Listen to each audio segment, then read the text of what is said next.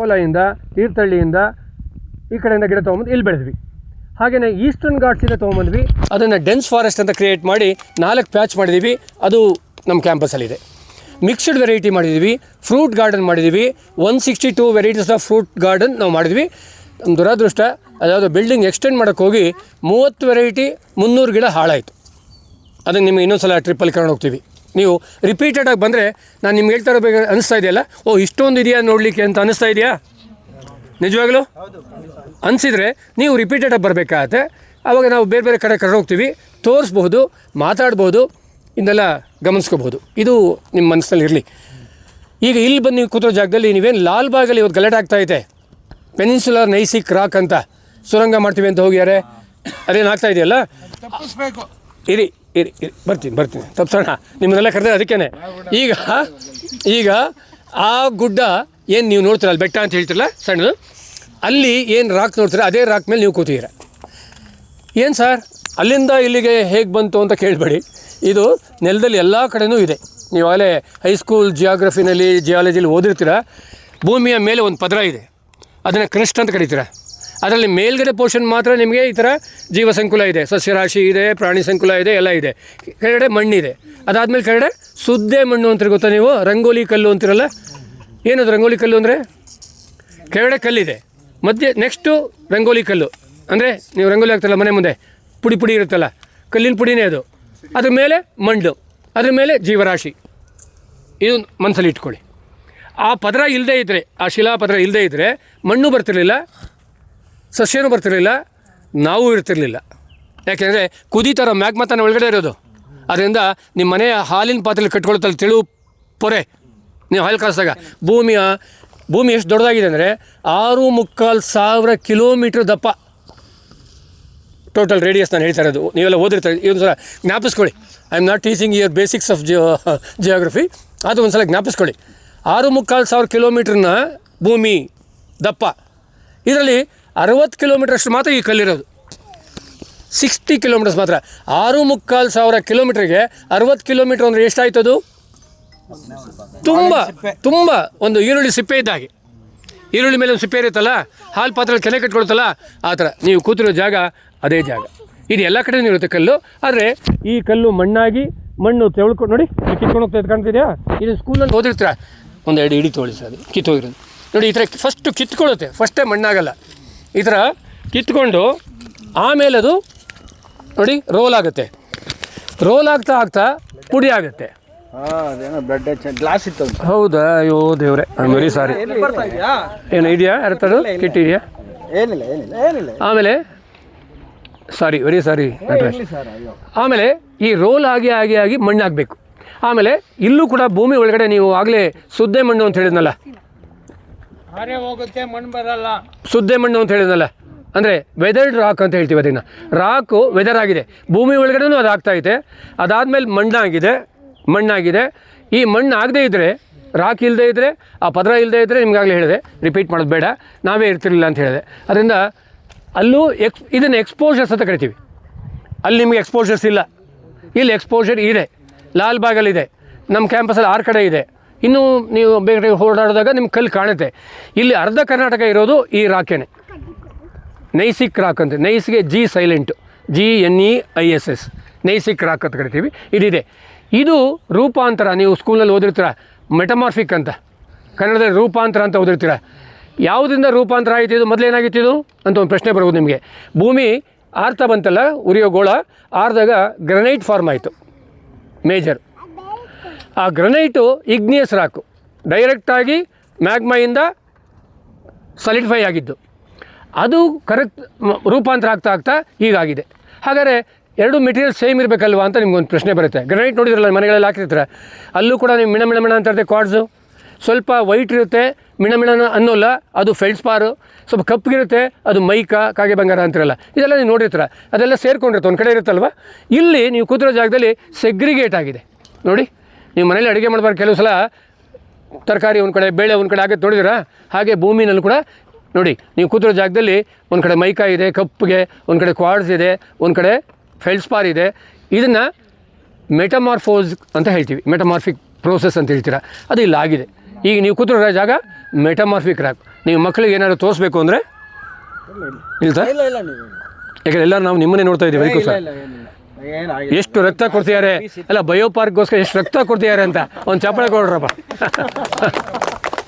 ಅಲ್ವಾ. ನೋಡಿ ಈ ಥರ ಗ್ಲಾಸ್ ಪೀಸು ಅಲ್ಲ, ಇದು ಒಂದು ಒಳ್ಳೆ ಉದಾಹರಣೆ ನಿಮ್ಗೆ ಇವತ್ತು. ಇಲ್ಲಿ ಬಂದು ಎಂಜಾಯ್ ನಾವು ಕಾಡಿಗೆ ಹೋಗೋದು ಸಾಮಾನ್ಯವಾಗಿ ಎಂಜಾಯ್ ಮಾಡೋಕ್ಕೇನೆ. ನಾನಾಗಲಿ ನೀವಾಗಲಿ ಎಲ್ಲ ಹೋಗಿರೋದು ಮರ ಸುತ್ತಕೊಂಡು ಗಂಡು ಹೆಣ್ಣು ಹಾಡು ಹೇಳೋಕ್ಕೆ, ಸಿನಿಮಾದಲ್ಲಿ ನೋಡ್ದಂಗೆ, ಅಥವಾ ತಗ್ಗೊಂಡು ಮುದ್ದಾಡೋಕ್ಕೆ ಅಲ್ವಾ, ಈ ಕೆಲಸಕ್ಕೆ ಹೋಗ್ತೀವಿ. ಅದು ಬಿಟ್ಟರೆ ನೋಡಿ ಇನ್ನೂ ಮುಂದಕ್ಕೆ ಹೋಗ್ತಾರೆ ಅವರು. ಅದರಿಂದ ಇಲ್ಲಿ ಬಂದಾಗ ನಿಮ್ಗೆ ಯಾರಿಗೂ ಇವತ್ತು ಇಲ್ಲೊಂದು ವಾಕ್ ಬಿಟ್ಟರೆ ಈಗ ನಿಮಗೆಲ್ಲ ಬರೀ ಇನ್ಫಾರ್ಮೇಷನ್ ಕೊಡೋದು ಜಾಸ್ತಿ ಆಯಿತು, ಹೌದಾ. ನಮ್ಮ ಉದ್ದೇಶ ಏನಿತ್ತು ಅಂದರೆ ಈ ಜಿಯೋ ಹೈಡ್ರೋ ಬಯೋ ನೋಡಿದ್ರೆ ಪ್ಲಾಂಟ್ ಕಿಂಗ್ಡಮ್, ಅನಿಮಲ್ ಕಿಂಗ್ಡಮ್ ಒಂದಷ್ಟು ಅದೇ ಸೋಷಿಯಲ್ ಅನಿಮಲ್ಸು. ನೀವು ಮುಂಗ್ಸಿ ನೋಡಿರ್ಬೋದು, ಇವತ್ತು ಚಿಟ್ಟೆಗಳು ನೋಡಿರ್ಬೋದು, ಹಕ್ಕಿಗಳು ನೋಡಿರ್ಬೋದು, ನಾಗರಾವಿದ್ದರೆ ಎದ್ಕೊಂಡು ನೋಡೋಗಿರುತ್ತೆ ನಿಮಗೆ ಇವತ್ತು, ನಿಮಗೆ ಕಾಣಿಸಿರಲ್ಲ. ಇಲ್ಲಿ ನಾಗರಬಾವಿನೇ ಪಕ್ಕದ ಏರಿಯಾ ಎಲ್ಲ ಇದೆಲ್ಲ ವೆರೈಟೀಸ್ ಆಫ್ ನಾಗರ ಯಶಸ್ಸಿಲ್ಲೇ ಇದ್ದಾರಲ್ಲ, ವೆರೈಟೀಸ್ ಆಫ್ ನಾಗರಾವನ್ನ ಅವರು ಸ್ಟಡಿ ಮಾಡಿದ್ದಾರೆ ಇಲ್ಲಿ. ಆದರೂ ನಿಮ್ಗೆ ಯಾರಿಗೂ ಇವತ್ತು ಒಂದು ನಾಗರಾವ್ ಕಣ್ಣು ಬಿದ್ದಿಲ್ಲ. ನಾಗೇಂದ್ರ ಬಾಗ್, ನಾಗರಬಾವಿ. ಯಾಕೆ ನಿಮಗೆ ಕಣ್ಣು ಬಿದ್ದಿಲ್ಲ? ನಾವು ಓಡಾಡ್ತಿದ್ರೆ ನಿಮ್ಮನ್ನು ನೋಡಿ ಎದುರುಕಡಿದೆ ಸರ್. ನಾವು ಮನುಷ್ಯರಿಗೆ ನೋಡ್ರೆ ಎಲ್ಲ ಪ್ರಾಣಿ ಪಕ್ಷಿಗಳು ಎದುರ್ಕೊಳ್ತಾವೆ ಈಗ, ಹಂಗಾಗ್ಬಿಟ್ಟಿದೆ. ಯಾಕೆಂದರೆ ಅವ್ರನ್ನ ಜಾಗ ಇಲ್ದಾಗ ಮಾಡ್ತೀವಿ, ಹೊಡೆದಾಕ್ತೀವಿ, ಕಾಡು ನಾಶ ಮಾಡ್ತೀವಿ, ಅವ್ರ ಜಾಗ ನಾವು ತೊಗೊಳ್ತೀವಿ, ಮಾಡ್ತಾಯಿದ್ದೀವಿ, ಜಾಸ್ತಿ ಮಾಡ್ತಾಯಿದ್ದೀವಿ. ಇದು ನೀವು ಇಲ್ಲಿ ಕೂತಿರೋ ಜಾಗ. ಇದ್ರ ಬಗ್ಗೆನೇ ಜಿಯೋ ಪಾರ್ಕ್ ಬಗ್ಗೆನೇ ಇನ್ನೂ ನಿಮಗೆ ಇನ್ಫಾರ್ಮೇಷನ್ ಬೇಕು ಅಂದರೆ ಒಂದು ದಿವಸ ನಾವು ಎಕ್ಸ್ಕ್ಲೂಸಿವ್ ಆಗಿ ಆ ಜಾಗಕ್ಕೆ ಹೋಗೋಣ. ಇಲ್ಲೂ ಮಾಡ್ಬೋದು. ಇವತ್ತಾಗಲೇ 10 ಗಂಟೆ ಆಗಿರೋದ್ರಿಂದ ಸ್ವಲ್ಪ ಹೇಳಿದ್ದೀನಿ ನಿಮಗೆ ಇಲ್ಲಿ ಏನಿದೆ ಅಂತ ಹೇಳಿ, ರಾಕ್ ಯಾವುದಿದೆ ಅಂತ ಹೇಳ್ತೀನಿ. ಒಂದು ಹೇಳಿ ಕ್ಲೋಸ್ ಮಾಡ್ತೀನಿ. ಇಲ್ಲಿ ಫ್ರ್ಯಾಕ್ಚರ್ಸ್ ಅಬ್ಸರ್ವ್ ಮಾಡಿ, ಬಿರುಕುಗಳು ಅಂತ ಹೇಳ್ತೀವಿ. ಆ ಬಿರುಕುಗಳು ನಮಗೆ ನೀರನ್ನು ಒಳಗಡೆ ತೊಗೊಳ್ತವೆ. ಆಗಲೇ ನಟರಾಜೆಲ್ಲ ಹೇಳಿದ್ದಾರೆ, ಬಿರುಕುಗಳು ಒಳಗಡೆ ತೊಗೊಳ್ತವೆ, ನೀರನ್ನು ರೀಚಾರ್ಜ್ ಅಂತ ಹೇಳ್ತೀವಲ್ಲ ಅದಾಗುತ್ತೆ, ನಿಮ್ಮ ಬೋರ್ವೆಲ್ಗೆ ನೀರು ಬರುತ್ತೆ. ಈ ಬಿರುಕುಗಳು ಒಳಗಡೆ ಹೇಗಿದೆ ಅಂದರೆ ನೋಡಿ, ಒಂದು ಸಲ ಪ್ಲೇಟ್ ಟೆಕ್ಟಾನಿಕ್ ಮೂವ್ಮೆಂಟಲ್ಲಿ ಕಾರಣಾಂತರಗಳಿಂದ ಬಿರುಕು ಮೂಡುತ್ತೆ, ಫ್ರ್ಯಾಕ್ಚರ್ಸ್ ಆಗುತ್ತೆ. ಆ ಫ್ರ್ಯಾಕ್ಚರ್ಸು ಒಂದು ಸೆಟ್ ಇದ್ದರೆ ಇನ್ನೊಂದು ಸಲ ಮೂವ್ಮೆಂಟ್ ಆದಾಗ, ಇನ್ನೊಂದು ಸಲ ಜರ್ಕ್ ಆದಾಗ ಭೂಮಿ ಇನ್ನೊಂದು ಸೆಟ್ ಫ್ರ್ಯಾಕ್ಚರ್ಸ್ ಆಗುತ್ತೆ. ನಾವು ಬಿದ್ದಾಗ ಫ್ರ್ಯಾಕ್ಚರ್ ಆಗುತ್ತಲ್ಲ ನಮಗೆ. ಒಂದೊಂದು ಸಲ ಪುಣ್ಯಾತ್ಮರು 5-6 ಸಲ ಬಿದ್ದು ಈ ಮುರ್ಕೊಂಡಿದ್ದೀನಿ, ಇಲ್ಲಿ ಮುರ್ಕೊಂಡಿದ್ದೀನಿ ನನಗೆಲ್ಲ ಹೇಳಿದ್ದಾರೆ. ಕೆಲವರು ಬೀಳಕ್ಕೆ ಹುಟ್ಟಿದ್ದಾರೆ. ಭೂಮಿ ಮಾತ್ರ ಆಗಾಗ ಮುರ್ಕೊಳ್ತಿರುತ್ತೆ, ಅದು ನೆನ್ಪಿಟ್ಕೊಳ್ಳಿ. ಭೂಮಿ ಆಗಾಗ ಮುರ್ಕೊಳ್ತಿರುತ್ತೆ. ನಾನು ಮುರ್ಕೊಂಡಿದ್ದೀನಿ, 3 ರಿಬ್ಸು, ಒಂದು ಕಾಲರ್ ಬೋನ್ ಎಲ್ಲ ಮುರ್ಕೊಂಡಿದ್ದೀನಿ. ಅದರಿಂದ ನಾವು ಮುರ್ಕೋತೀವಿ, ರಿಪೇರಿ ಮಾಡ್ಕೋತೀವಿ. ಭೂಮಿ ರಿಪೇರಿ ಮಾಡ್ಕೊಳ್ಳಿಕ್ಕೆ ವೆದರಿಂಗ್ ಆಗಿ ಮತ್ತೆ ಮಣ್ಣೆಲ್ಲ ಸೇರ್ಕೊಳ್ತಾ ಹೋಗುತ್ತೆ ಆ ಭಾಗದಲ್ಲಿ, ಅಲ್ಲಿ ನೀರು ತುಂಬಿಕೊಳ್ತಾ ಹೋಗುತ್ತೆ. ಅದೇ ನಮ್ಮ ಅಕ್ವಿಫರ್. ನೀವೇನು ಸೆಡಿಮೆಂಟ್ರಿ ರಾಕ್ಸಲ್ಲಿ ಓದಿರ್ತೀರ ಅಕ್ವಿಫರ್ ಅಂತ ಲೇಯರ್ ಇಲ್ಲಿಲ್ಲ. ಇಲ್ಲಿ ಫ್ರ್ಯಾಕ್ಚರ್ ಝೋನ್ಸ್ ಅಂತ ಏನು ನಾವು ಹೇಳ್ತಿದ್ದೀವಿ, ಅದೇ ನಿಮ್ಮ ಬೋರ್ವೆಲ್ಗೆ ನೀರು ಕೊಡ್ತಾ ಇರೋ ಮಹಾದೇವಿ. ಅದರಿಂದ ಒಂದು ಸಲ ಕಲ್ಲಿಗೆ ನಮಸ್ಕಾರ ಮಾಡಿ, ಇರ್ರೆಸ್ಪೆಕ್ಟಿವ್ ಕ್ಯಾಸ್ಟು, ರಿಲಿಜಿಯನ್ನು, ಯಾರು ಬೇಕಾದ್ರೆ ಒಂದು ಥ್ಯಾಂಕ್ಸ್ ಹೇಳಿ. ಹಾಗೆಯೇ ಮೋದಿ ಅವರು ಹೋದಾಗ ಹೊಡೆದ್ರಲ್ಲ, ಹೊಡೆದ್ರೆ ನಿಮ್ಮ ಆರೋಗ್ಯ ಶುದ್ಧ. ಹಾಂ, ಬೇಜಾರು ಮಾಡ್ಕೋಬೇಡಿ. ಬೇಜಾರು ಮಾಡ್ಕೊಂಡ್ವಿ ನಾವು, ಆಮೇಲೆ ನಿಮಗೆ ಬೆಂಡಿರ್ತೀವಿ. ಈಗಿಲ್ಲ. ಈಗ ಅವ್ರ ಮನೇಲಿ ನನಗೆ ಹೇಳಿದ್ದಾರೆ ಸ್ವಲ್ಪ ಸರಿಯಾಗಿ ನೋಡ್ಕೊಳ್ಳಿ ಅಂತ. ನಾನು ಮಾಡಬೇಕಾದ ಕೆಲಸನೇ ಅದು. ಆಮೇಲೆ ನೋಡಿ, ಒಂದು ಕಲ್ಲಿಗೆ ಚಪ್ಪಾಳೆ ತಟ್ಟಿರಿ, ಇನ್ನೊಂದು ಮಣ್ಣಿಗೂ ನಾವು ಥ್ಯಾಂಕ್ಸ್ ಹೇಳೋಣ. ಹಾಗೆಯೇ ಅಲ್ಲಿ ಬೆಳೆದಂತಹ ಸಸ್ಯ ರಾಶಿ ಇದೆಯಲ್ಲ, ಅದ್ರ ಮೂಲಕ ಅದು ಬಂತಲ್ಲ, ಇಲ್ಲೇ ರೀ ಬರ್ತಾನೆ ಇರಲಿವಲ್ಲ. ಅದಾದಮೇಲೆ ಕ್ರಿಮಿ ಕೀಟಗಳು, ಈಗ ಲೈಕನ್ಸ್ ಬಗ್ಗೆ ಹೇಳಿದ್ರಲ್ಲ, ಈಗ ಅಲ್ಲಿಂದ ಶುರುವಾಗಿದ್ದು ಏಕಕೋಶ ಜೀವಿ ಅಂತ ನಾವೇನು ಸ್ಕೂಲಲ್ಲಿ ಓದಿದ್ವಿ, ಅದೆಲ್ಲ ಈಗ ಇಲ್ಲಿವರೆಗೂ ನಾವು ಮನುಷ್ಯರು ಎಲ್ಲ ಬರೋ ತನಕ ಅದ್ಭುತವಾದ ಒಂದು ಸೃಷ್ಟಿಕ್ರಿಯೆ ಆಗಿದೆ. ಒಂದು ಥ್ಯಾಂಕ್ಸ್ ಹೇಳೋಣ. ಇದಕ್ಕೆಲ್ಲ ಸರ್ವ ಕಾರಣ ಆಗಿರೋಂಥ ನಮ್ಮ ರೇಣುಕ ಪ್ರಸಾದ್ ಅವ್ರಿಗೂ ಒಂದು ದೊಡ್ಡ ಚಪ್ಪಾಳೆ. ಇಲ್ಲ, ನನಗೇನಪ್ಪ ಒಂದು ಸಂತೋಷ ಅಂದರೆ, ಈಗ ನಾನು ಹ್ಯಾಂಡ್ ಓವರ್ ಮಾಡೋಕ್ಕೆ ಬಂದಿದ್ದೀನಿ. ನಾನು ಎಲ್ಲ ಒಂದೇ ಏಜ್ ಗ್ರೂಪ್ನವರು ಹೆಚ್ಚು ಕಡಿಮೆ. ನಮಗೇನಪ್ಪ ಆಸೆ ಅಂದರೆ, ನಮ್ಮ ಇಲ್ಲಿ ಕೂತಿದ್ದಾವಲ್ಲ ಮಕ್ಕಳು, ನೀವಾರು ಬೆಟ್ಟ ನೋಡ್ತಾ ಇದ್ದೀರಾ, ನಾವು ನೋಡಿದ್ದೀವಿ, ತುಂಬ ಕಣಿವೆ ಎಲ್ಲ ನೋಡಿದ್ದೀವಿ. ಈ ವೃಷಭಾವತಿ ಏನು ಮೋರಿ ಅಂತ ನೀವು ವಾಸನೆ ಅಂತ ಬಂದ್ರಲ್ಲ ಬೆಳಗ್ಗೆ, ಅಲ್ಲಿ ನಾನು ನೀರು ಕುಡಿದಿದ್ದೀನಿ 71ನಲ್ಲಿ. ನೀರು ಹೀಗೆ ತೊಗೊಂಡು ಹೀಗೆ ಕುಡಿದಿದ್ದೀನಿ. ಇವತ್ತು ನಿಮ್ಮನ್ನು ನಮ್ಮ ಮಕ್ಕಳ ಏಜ್ನವ್ರನ್ನ ನಿಮ್ಮನ್ನು ಹತ್ತಿರ ಬಿಡೋಂಗಿಲ್ಲ. ಕಾರಲ್ಲಿ ಹೋಗ್ತಾ ಶಟ್ರ್ ಹೋಗ್ಬೇಕು, ಮೂಗು ಕಟ್ಕೊಂಡು ಹೋಗಬೇಕು, ಆ ಸ್ಥಿತಿ ಆಗಿದೆ. ಇವ್ರ ಕಾಲಕ್ಕೆ ಅದೂ ಇರಲ್ಲ, ಈ ಬೆಟ್ಟನೂ ಇಲ್ಲದೆ ಹೋಗ್ಬೋದು. ಎಲ್ಲ ಕೊಚ್ಚಾಗ್ತಾ ಇದ್ದೀವಿ, ಗೊತ್ತಿಲ್ಲ ನಿಮಗೆ, ಆಗ್ತಾಯಿದೆ. ಅದನ್ನು ನೀವು ಈಗ ಮನಸ್ಸಲ್ಲಿ ಹಾಕ್ಕೊಂಡ್ರೆ, ನಿಮ್ಗೆ ಇಷ್ಟ ಆದರೆ you please write in your social media, request the people to protect it. ಇದು ಪಿಟಿಷನ್. ಇಲ್ಲೊಂದು ನಿಮಗೆ ನಾವೊಂದು ಪೆಟಿಷನ್ ಮಾಡಿದ್ದೀವಿ. ಈಗಾಗಲೇ ಒಂದು 19-20 ಸಾವಿರ ಜನ ಸೈನ್ ಮಾಡಿದ್ದಾರೆ. ಇದು ನೀವೆಲ್ಲರೂ ತೊಗೊಂಡು ಸುಮ್ಮನೆ ಸ್ಕ್ಯಾನ್ ಮಾಡಿಕೊಂಡು ನಿಮ್ಮ ಮೊಬೈಲ್ ನಂಬರ್ ಕೇಳುತ್ತೆ, ಮೊಬೈಲ್ ನಂಬರ್ ಡೀಟೇಲ್ ಏನೋ ಒಂದು 2-3 ಏನೋ ಕೇಳುತ್ತೆ. ಅದನ್ನು ನೀವು ದಯವಿಟ್ಟು ತುಂಬಿಟ್ಟು ಸೈನ್ ದಿ ಪಿಟಿಷನ್ ಅಂತ ಬರುತ್ತೆ, ಪ್ರೆಸ್ ಮಾಡಿ. ಎಲೆಕ್ಟ್ರಾನಿಕ್ ಇದು, ಶೇರ್ ಮಾಡಬೇಕು. ಪ್ಲೀಸ್ ರಿಮೆಂಬರ್, ನೋಡಿ ಇರಿಸ್ಕೊಳ್ಳಿ, ನೀವು ಸೈನ್ ದಿ ಪಿಟಿಷನ್ ಹೊತ್ತಿದ ಮೇಲೆ, ಡೀಟೇಲ್ಸ್ ಕೊಟ್ಟ ಮೇಲೆ ಶೇರ್ ಮಾಡಬೇಕು, ಆಗಲೇ ನಿಮ್ಮ ಸಿಗ್ನೇಚರ್ ವ್ಯಾಲಿಡು, ಇಲ್ಲಾಂದರೆ ಇಲ್ಲ. ಆಗ್ಬೋದಾ? ಜ್ಞಾಪಕ ಇರುತ್ತಾ? ಗೊತ್ತಿಲ್ಲದವ್ರು ದಯವಿಟ್ಟು ಯಾರು ಹೇಳ್ಕೊಡಿ, ಪರಸ್ಪರ ಮ್ಯೂಚುವಲಾಗಿ ಹೇಳಿಸ್ಕೊಡಿ. ತುಂಬ ಸಿಂಪಲ್ ಆಗಿದೆ. ಸೈನ್ ದಿ ಪೆಟಿಷನ್ ಒತ್ತಿ ಶೇರ್ ಮಾಡಬೇಕು. ಶೇರಿಂಗ್ ಎಷ್ಟು ಜನಕ್ಕೆ ಬೇಕಾದ್ರೂ ಮಾಡ್ಬೋದು ನೀವು. ಸಿಗ್ನೇಚರ್ ಮಾತ್ರ ಒಂದೇ ಸಲ ತೊಗೊಳ್ಳೋದು. ನಿಮ್ಮ ಮೊಬೈಲಲ್ಲಿ ಒಂದು ಸಲ ಸೈನ್ ಮಾಡಿದ್ಮೇಲೆ ಇನ್ನೊಂದು ಸಲ ತೊಗೊಳ್ಳಲ್ಲ. ಇದು ಶೇರ್ ಮಾತ್ರ ಬರುತ್ತೆ. ನೀವು ಎಷ್ಟು ಜನಕ್ಕೆ ಬೇಕಾದ್ರೂ ಶೇರ್ ಮಾಡ್ಬೋದು. ನೀವೆಲ್ಲರೂ ಒಂದು 10 ಜನಕ್ಕೆ ಶೇರ್ ಮಾಡೋಕ್ಕಾಗ್ತಾ? ಸೈನ್ ಮಾಡಿ, ನೀವು ಕೈ ಎತ್ತಿ. ಆಗುತ್ತೆ ಅನ್ನೋರು ಎಲ್ಲರೂ ಹೇಳ್ತಾ ಇದ್ದಾರೆ. ಭಾಳಷ್ಟು ಜನ ನಿಮ್ಮ ಕೈಲಾಗಲ್ವಾ? ಆಗುತ್ತಾ? ಯಾರಿಗಾಗಲ್ಲ ಕೇಳ್ತಾ ಇದ್ದೀನಿ. ದಯವಿಟ್ಟು ಇವತ್ತೇ ಹೋಗಿ ಒಂದು 10 ಜನಕ್ಕೆ ಶೇರ್ ಮಾಡಿ. ನಾನು ಯಾಕೆ 100,000 ಕೇಳ್ತಿಲ್ಲ ಅಂದರೆ 10 ಜನ ಮಾಡಿ, ನಿಮಗೆ ಫೀಲ್ ಆದರೆ ಎಷ್ಟು ಜನಕ್ಕಾದ್ರು ಮಾಡಿ, ಮಿನಿಮಮ್. ಆಗ್ಬೋದಾ? Thank you. ಇಲ್ಲೊಂದು ಬ್ರೇಕ್ಫಾಸ್ಟ್ ಅನೌನ್ಸ್ ಮಾಡಿಬಿಡಿ ಎಲ್ಲ ಬ್ರೇಕ್ಫಾಸ್ಟ್. ಇಷ್ಟೆಲ್ಲ ಮಾಡಿದ್ದಕ್ಕೆ ರೇಣುಕಾ ಪ್ರಸಾದ್ ಸರ್ಗೆ is retired on 2020 year. ₹1 pension ಬಂದಿಲ್ಲ ಇವತ್ತಿಗೂ ಇವ್ರಿಗೆ. ಕೊಡಲ್ಲ, ಭಯ, ಬೇಜಾರಾಗಿದೆ, ಸಂಕಟ ಆಗಿದೆ. 60-70,000 ಪೆನ್ಷನ್ ಬರಬೇಕಾಗಿತ್ತು. 60-70,000 ₹1 ಇಲ್ಲ. ಏನಂದ್ರೆ ಅವ್ರಿಗೆ ಏನು ತೊಂದರೆ ಕೊಟ್ಟಿದ್ದೀನಿ ಅಂದರೆ ನಾನು ಒಬ್ಬನೇ ಎಲ್ಲ ಮಾಡಿರೋದು. ಇದು ಎಲ್ಲರೂ ಸೇರ್ಕೊಂಡು ಮಾಡಿದ್ದೀರಾ. ಬಟ್ ಏನಾದ್ರು ಲೀಡ್ ತೊಗೊಂಡೆ, ಭಯ ಪಡೆದಿರೋ ತೊಗೊಂಡೆ, ನಿಮಗೂ ಆ ಭಯ ಇಲ್ದಂಗೆ ಆಗಲಿ ಅಂತ ಅವ್ರೊಂದು ಮಾತು ಹೇಳ್ಬೋದು. ಯಾರು ಬೇಕಾದ್ರೂ ಲೀಡ್ ತೊಗೋಬೋದು. ನಾನು ಯಾವತ್ತೂ ಹೋರಾಟಕ್ಕೆ ಹೋಗಿಲ್ಲ, ಹೊಡೆದಾಟಕ್ಕೆ ಹೋಗಿಲ್ಲ, ಏನೂ ಮಾಡಿಲ್ಲ.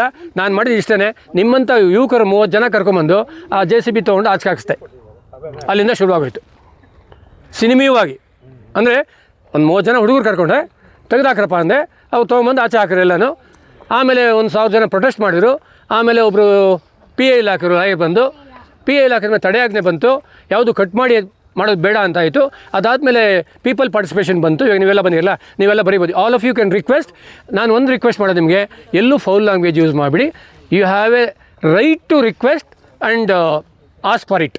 ನಿಮಗೆ ಕೇಳಬಹುದಾದ ಹಕ್ಕಿದೆ, ಕೇಳಿ. ಹಾಗಂತೇಳಿ ಕೆಟ್ಟದ್ದು ಬರೀಬೇಡಿ, ಯಾರನ್ನೂ ಬೈಯೋಕ್ಕೆ ಹೋಗ್ಬೇಡಿ. ಆದರೆ ಗುಂಪು ಜಾಸ್ತಿ ಆಗ್ತಾಯಿದೆ, ಅವ್ರಿಗೆ ಕೋಪ ಬಂದಿದೆ.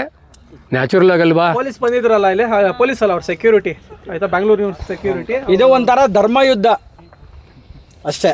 ಆಮೇಲೆ ದಯಮಾಡಿ ಯಾರು ಇದನ್ನು ಸ್ಕ್ಯಾನ್ ಮಾಡ್ಕೊಂಡಿಲ್ಲ, ದಯವಿಟ್ಟು ಸ್ಕ್ಯಾನ್ ಮಾಡಿ. ಮತ್ತು ನೀವು ಇದು ಬ್ಲೂ ಕಲರ್ನಲ್ಲಿರೋದು ನಮ್ಮ ವೆಲ್ಫೇರ್ ಗ್ರೂಪ್.